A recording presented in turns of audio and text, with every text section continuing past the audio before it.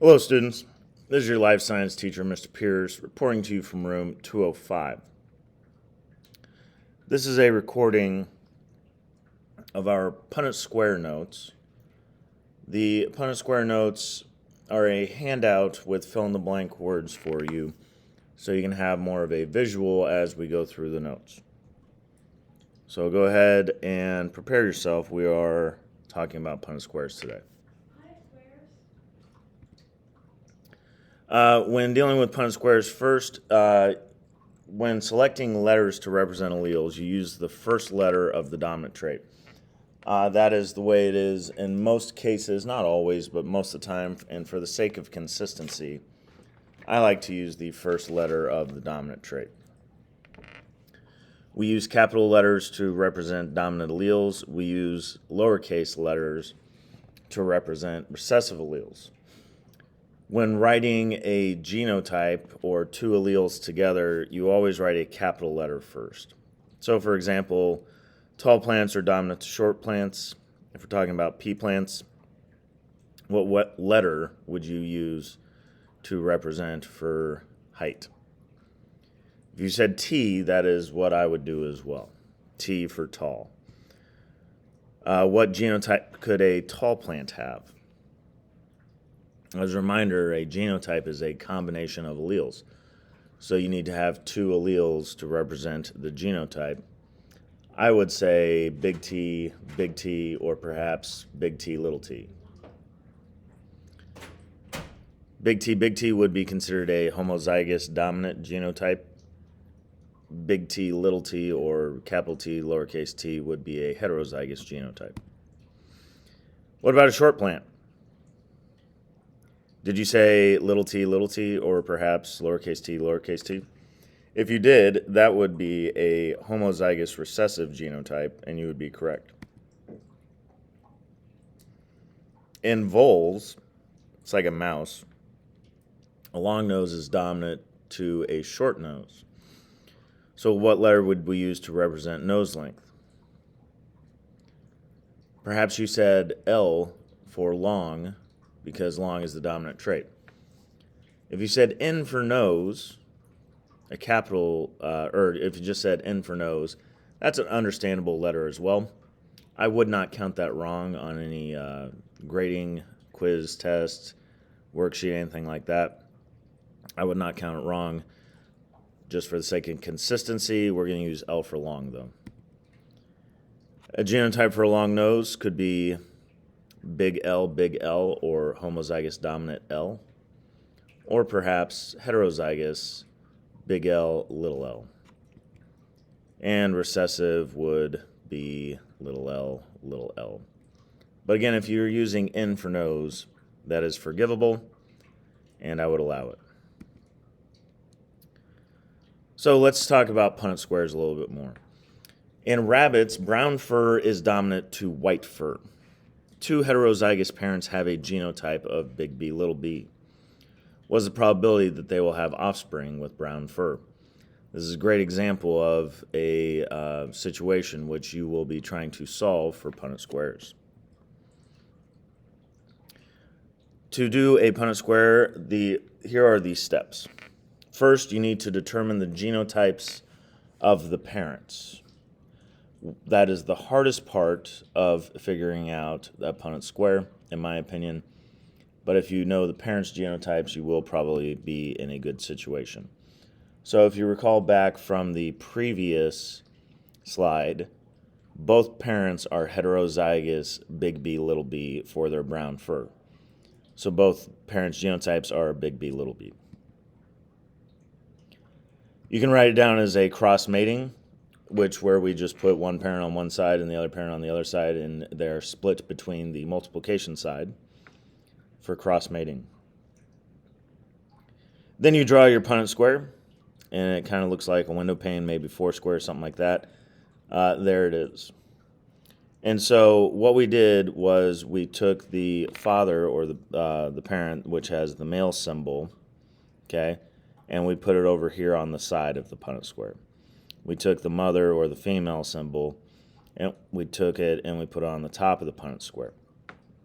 And what you do is you split the letters for the genotype for each parent for one side of the squares. Parents are always outside of the square, and only one letter per column and one letter per row.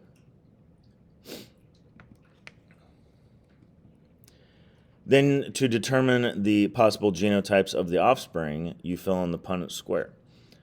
Letters on the top move down, letters on the left or move to the right. So again, just as a reminder, we use letters to represent alleles, and they move accordingly. And then, if you have a combination of alleles, a capital letter and a lowercase, you always write the capital letter first. So, I'm very proud of this animation. The letters on top move down. The letters on the left move to the right. There it is, already typed in for you. If you want to be sure that you draw it on your square. We are now in step 5.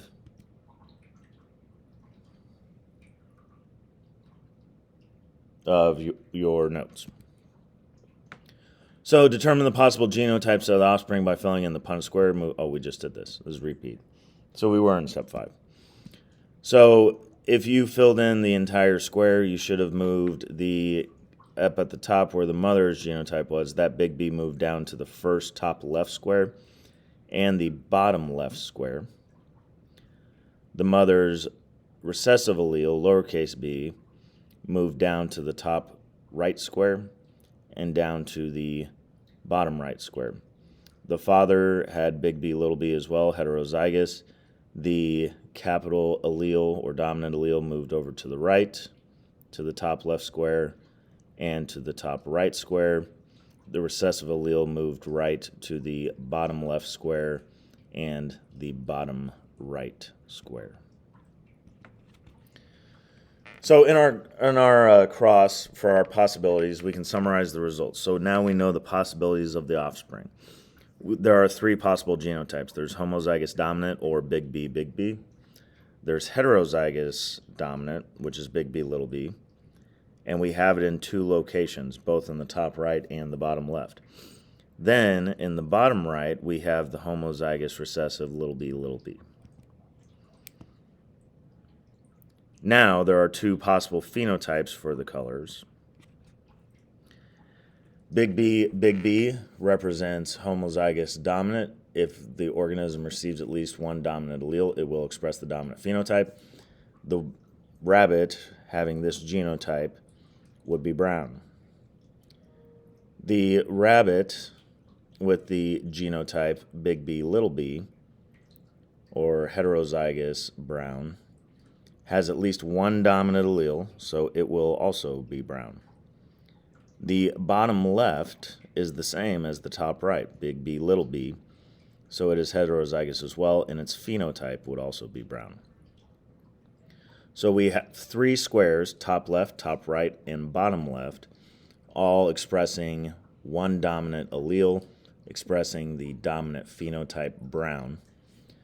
The last square on the bottom right, it is homozygous recessive little b, so therefore it does not have a dominant allele. It has 2 recessive alleles. It will express the recessive phenotype of white. Step 7, if you haven't turned over your page, be sure you do it now.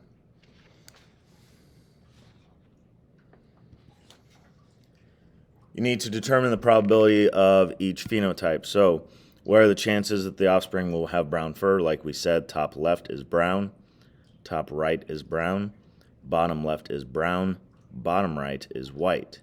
So out of the 4 squares, 3 of them are brown. So we count them up for the genotypes that represent brown fur. In this case, brown fur is dominant.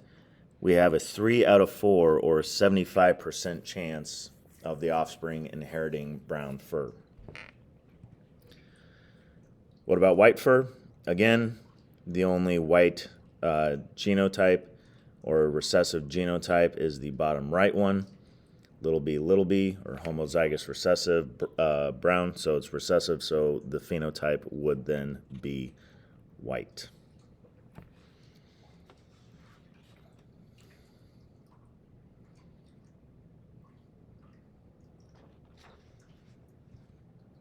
Here's a little extra practice.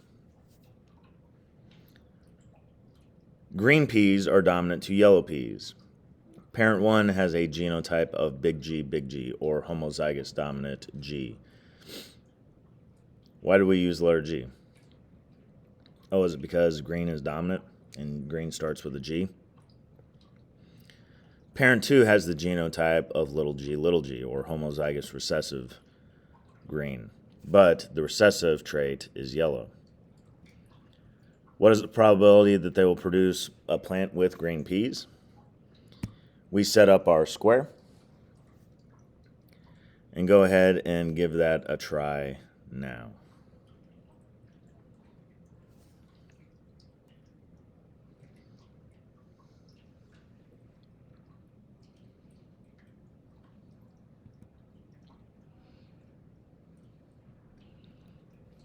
So this isn't really a part of your notes. This is kind of just additional information. So why did Mendel always see the 3-to-1 ratio? In his parent generations, they were always purebred. So when he used purple flowers and white flowers, the purple flowers which he acquired came from generation after generation after generation of a field growing purple flowers. And so therefore, the parents were what we consider purebred. All purebreds are homozygous. Same idea, he crossed the white flowers generation after generation after generation of white flowers. So they were homozygous recessive white. That first generation of offspring he produced had a 100% probability of a heterozygous genotype expressing the dominant phenotype. Then he allowed them to self-pollinate. So both parents in all cases were heterozygous, and all parents gave a possible 3-to-1 ratio, or 3 out of 4, 75% chance of producing purple offspring. So three possible genotypes were big P in that third generation, were homozygous dominant big P. There were 2 that were heterozygous dominant big P, and there was a 1 out of 4 chance of inheriting the recessive trait little p, homozygous recessive. So possible phenotypes were purple and white. Probability of the plants to have purple flowers was a 3 out of 4, 75% chance. White flowers was a 1 out of 4, 25% chance. So that is where we are going to stop today. Be sure that you have taken the notes. You can move on to P-plant Punnett Square practice.